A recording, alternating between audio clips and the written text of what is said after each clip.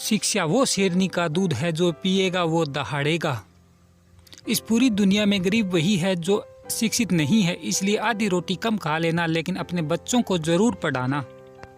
अन्याय से लड़ते हुए आपकी मौत हो जाती है तो आने वाली पीढ़ियां उसका बदला जरूर लेगी, और अगर अन्याय सहते हुए आपकी मौत हो जाती है तो आपकी आने वाली पीढ़ियां गुलाम बनी रहेगी।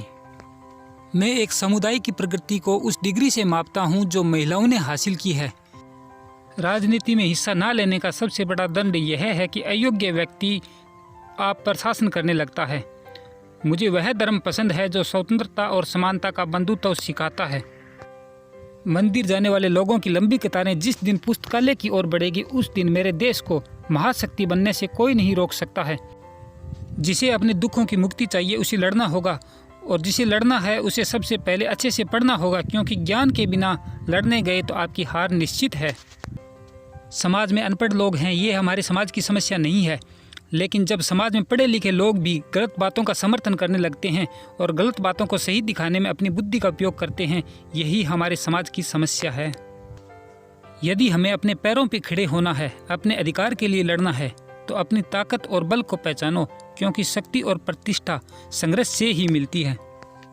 छीने हुए अधिकार भीख में नहीं मिलते, अधिकार वसूल करना होता है।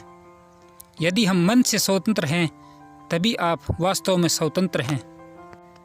यदि हम आधुनिक विकसित भारत चाहते हैं, सभी धर्मों को एक होना पड़ेगा। जो झुक सकता है वो झुका भी सकता है।